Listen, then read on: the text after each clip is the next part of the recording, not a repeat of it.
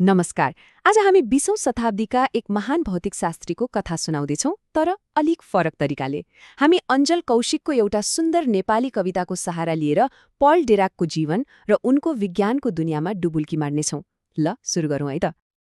कविताको यो पहिलो लाइनले नै पल डिराकको एउटा चित्र कोर्छ। बेलायतमा जन्मेका एक महान भौतिक शास्त्री जसको कामले विज्ञानको दुनियाँ नै बदल्यो। तर एउटा रोचक कुरा के छ भने उनी जति महान थिए त्यति नै शान्त अनि एकदमै कम बोल्ने स्वभावका थिए। ल, सुरु गरौँ उनको परिचयबाटै। भनिन्छ डिराकलाई बाल्यकालदेखि नै फिजिक्समा एकदमै गहिरो रुचि थियो। खास गरी अल्बर्ट आइन्स्टाइनको थ्योरी अफ रिलेटिभिटीले त उनलाई यति धेरै तान्यो कि त्यहीबाटै सुरु भयो उनको विज्ञानको गहिराईतिरको यात्रा। अब कुरा गरौँ त्यो एउटा ठूलो प्रश्नको, त्यो एउटा बौद्धिक चुनौतीको जसले डिराकको कल्पनालाई समात्यो र उनलाई इतिहासकै सबैभन्दा महत्त्वपूर्ण खोजतिर डोर्यायो। हो, प्रश्न यही थियो। हेर्नुस्, त्यो बेला फिजिक्समा दुईटा एकदमै ठूला पिलर थिए। एकातिर आइन्स्टाइनको रिलेटिभिटी, जसले ब्रह्माण्डका ठूल्ठूला कुरा जस्तै ग्रह र ताराहरू कसरी चल्छन् भनेर बताउँथ्यो। अनि अर्कोतिर थियो क्वान्टम मेकानिक्स, जसले एकदमै साना साना कण अणु परमाणुको अनौठो दुनियाँको नियम बताउँथ्यो। तर समस्या के थियो भने यी दुई सिद्धान्तहरू आपसमा पटक्कै मिल्दैनथे। डिराकको सबैभन्दा ठूलो सपना, भनौँ न, उद्देश्य नै यी दुईलाई एउटै धागोमा बाँध्नु थियो। अनि यही ठूलो समस्या समाधान गर्ने क्रममा उनले केही यस्ता नयाँ आइडियाहरू अघि सारे जसले क्वान्टम फिजिक्सको पुरै जग्ने हल्लाइदियो, भनौँ न बलियो बनाइदियो। यहाँ डिराकको एउटा गजबको आइडिया हेरौँ है। उनले के गरे भने ब्रह्माण्डका जति पनि साना साना कणहरू छन् तिनलाई स्पिन भन्ने एउटा क्वान्टम गुणको आधारमा दुई परिवारमा छुट्याइदिए। पहिलो परिवार भयो फर्मियन, जसको आधा स्पिन हुन्छ, जस्तै कि इलेक्ट्रोन। यिनीहरूको बानी कस्तो हुन्छ भने एउटै ठाउँमा एकैचोटि बस्ने मान्दैन। अनि दोस्रो परिवार भयो बोसोन, जसको पुरै स्पिन हुन्छ, जस्तै प्रकाशको कण फोटोन। यिनीहरू चाहिँ फर्मियनको ठिक उल्टो, एउटै ठाउँमा जति पनि जम्मा हुन सक्छन्।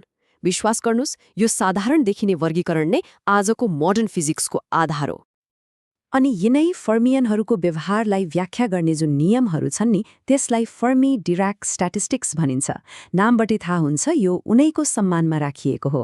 अनि यो सिद्धान्त कति महत्त्वपूर्ण छ भनेर सोध्नुहुन्छ भने केमिस्ट्रीदेखि लिएर हामीले चलाउने हरेक इलेक्ट्रोनिक ग्याजेटसम्म सबैको पछाडि यही सिद्धान्तले काम गर्छ। तर उनको योगदान यतिमा मात्रै कहाँ सकिन्छ र? उनले त एउटा यस्तो सुन्दर इक्वेसन बनाए जसलाई डिराक इक्वेसन भनिन्छ, जसले इलेक्ट्रोनको व्यवहारलाई एकदमै सटिक तरिकाले वर्णन गर्छ। त्यति मात्र होइन, क्वान्टम मेकानिक्सको हिसाब किताबलाई सजिलो बनाउन उनले ब्राकेट नोटेसन भनेर एउटा पुरै नयाँ गणितीय भाषा नै बनाइदिए, जुन आज पनि फिजिक्सका विद्यार्थी र वैज्ञानिकहरूले धुमधाम प्रयोग गर्छन्। ल, अब आउँछ उनको कथाको सबैभन्दा रोचक र सायद सबैभन्दा अचम्म लाग्दो मोड। कुरा गरौँ उनको त्यो भविष्यवाणीको, जुन सिधै उनको गणितको हिसाबबाट निस्किएको थियो। कविताले भने जस्तै जब डिराकले एन्टिम्याटरको कुरा गरे सबै छक्क परे।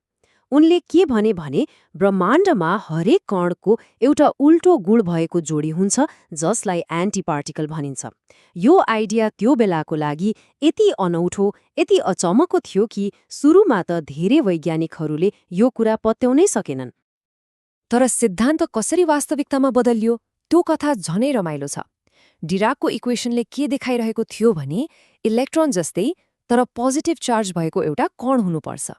अनि कार्ल एन्डरसन नामका एक वैज्ञानिकले अन्तरिक्षबाट आइरहेका कस्मिक रेजको अध्ययन गर्दैथिए। हो, त्यही अध्ययनको क्रममा उनले ठिक त्यस्तै कण फेला पारे। त्यसको नाम राखियो पोजिट्रोन। र यसरी डिराकको त्यो अचम्मको भविष्यवाणी अक्षरशः सही साबित भयो। यो पोजिट्रोनको खोज भनेको खालि एउटा नयाँ कण भेट्टाउनु मात्रै थिएन, यो त इतिहासमा पहिलो पटक एन्टिम्याटर भेटिएको प्रमाण थियो। यसले फिजिक्सको किताबमा एउटा पुरानो अध्याय बन्द गरेर एउटा पुरै नयाँ युगको सुरुवात गर्यो। अब यति ठूलो काम गरेपछि सम्मान त पाउनु नै थियो, र उनले पाए वैज्ञानिक समुदायको सबैभन्दा ठूलो सम्मान। हो, सन् 1933मा पल डिराकलाई एटमिक थ्योरीमा गरेको कामको लागि फिजिक्सको नोबेल पुरस्कार दिइयो। उनले यो पुरस्कार अर्का महान वैज्ञानिक एर्विन श्रोडिन्जरसँग बाँडेका थिए।